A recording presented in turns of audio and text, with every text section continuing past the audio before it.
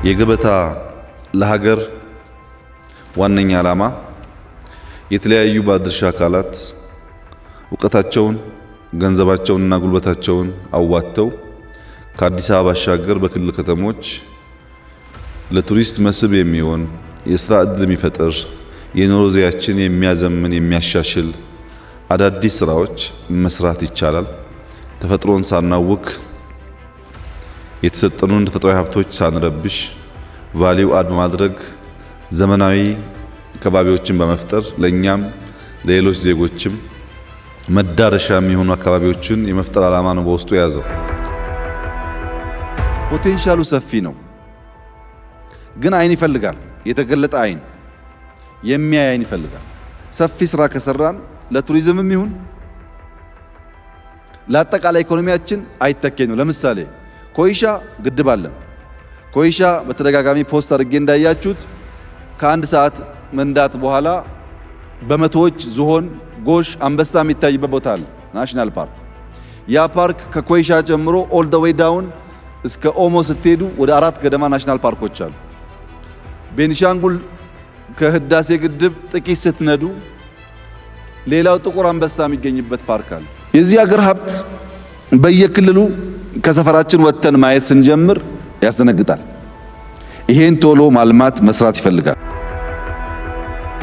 ቱሪዝም የብልጽግና አዕማድ ከሆኑ ዘርፎች አንዱ ነው። ያ የሆነበት ምክንያት ወደፊትም ኢኮኖሚያችን እያደገ የሚሄደው ፕራይመርሊ በሰርቪስ ሴክተሩ ነው።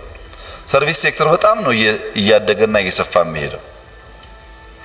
ስለዚህ የቱሪዝም ፖቴንሻል በጣም ሰፊ ያላት አገር አበክራ በተሰራ ውጤት ታመጣለች። አንደኛ ባህል አለን፣ ሁለተኛ ታሪክ አለን፣ ሶስተኛ ታይቶ የማይጠገቡ ቦታዎች አሉ። እንደተባለው የሰው ልጅ መገኛ የሚለውን ስያሜ ሀገራት እንዲይዙ ካደረጉ ዋና ዋና 22 23 ገደማ ጥናቶች 13ቱ ኢትዮጵያ ውስጥ ይገኛል። ከግማሽ በላይ ዓለም በሳይንስ ያረጋገጠው የሰው ልጅ መገኛነት ማስረጃና መረጃ ያለው ኢትዮጵያ ውስጥ ነው። ይሄንን ማየት የማይፈልግ የሰው ዘር አይኖርም። ተራራ አለ፣ የሚያምር ዛፎች አሉ፣ የተዋቡ እጅግ ያማረ መስክ አለ፣ በአይን የማይጠገብ ሌክ የማይመስል እጅግ ማራኪ ውሃ አለ። ይህ ውሃ ግን ጨዋማ ውሃ አይደለም፣ ፍሬሽ ውሃ ነው። አሁን ይሄንን ውብ ቦታ ምንድነው የጎደለው ስትል የገበታ ለሀገር ፕሮጀክት ነበር የጎደለው። ይሄ ፕሮጀክት ካልሞላ ማንም ሰው ይሄንን ውበት ሊያይ አይችልም። ዛሬ ግን እጅግ ግዙፍ የሆነ ምናልባት በአፍሪካ ውስጥ በዚህ ደረጃ ትልቅ ሪዞርት ለመኖሩ እርግጠኛ አይደለውም። እነዚያን ነገር ደምሮ የያዘ በምንም መመዘኛ የሚያኮራ ትልቅ ነገር ነው የሆነው። ኢትዮጵያ የምትነሳበት ዘመን የሚጣለው መሰረት በሁሉም መስክ ነው። በእርሻ ስንዴ፣ ቡና እንደምንለው፣ በማይኒንግ ወርቅ እንደምንለው፣ በኢንዱስትሪ ኢትዮጵያ ታምርት እንደምንለው፣ በቱሪዝም በጣም በርካታ ስራዎች እንደተሰሩት፣ እንዲሁም በቴክኖሎጂው በተለይ የሞባይል ባንኪንግ አሁን በቅርቡ የተመረቀው የመሶብ የአንድ ማዕከል አገልግሎት፣ ከዛ ቀደም የተመረቀው የኳሊቲ ኢንፍራስትራክቸር፣ አብዛኛው የተቋም ግንባታ ስራችን ተሰናስሎ ተደምሮ ሲታይ የኢትዮጵያን ማንሰራራት እውን እየሆነ እያየነው እንደመጣን ያመላክታል። ድህነትን መከፋፈል የለብንም። ውብ ነገር ሰርተን ብዙዎች ያን ውብ ነገር ተከትለው እንዲያምሩ ማድረግ አለብን እንጂ ሁላችንም በላስቲክ ድህነት ለመከፋፈል አካባቢውን በሙሉ ማበላሸት ተገቢ አይደለም። ውሃ ቀብረን ጫካ መንጥረን በላስቲክ ኖረን አካባቢውን ገለን አፈሩ እንደፈለገ እየሄደ ትውልድ ምን ይረከባል? ነገ ምን አይነት ሀገር ነው ለልጆቻችን የምንተው የሚለውን ነገር ማሰብ ይጠይቃል። ኢትዮጵያ በግራ በቀኝ እየተሰራች ነው።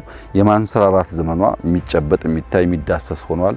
እንስራ፣ እንዳንዘናጋ፣ እርካታ አስሮ እንዳያስቀረን ትናንሽ ነገር ነው የሞከርነው። ብዙ ስራ ከፊታችን እንዳለ አስበን ተባብረን ተደምረን በመስራት የሀገራችን ውበት እንግለጥ ያ ደግሞ ገበያ ነው፣ ያ ደግሞ እንጀራ ነው፣ ያ ደግሞ ስራ ነው። ይሄ ጉዳይ እንደ ሐሳብ እንደ ህልም ብዙዎች ተቀብለውት መስራት ከቻሉ ኢትዮጵያ ውስጥ 10-15 ከተሞች መፍጠር ከቻል ህዝባችን እያደገ ስለሆነ ሁሉም ቦታ ዲግኒፋይድ ላይፍ ኳሊቲ ላይፍ እንዲፈጠር ማድረግ ይቻላል።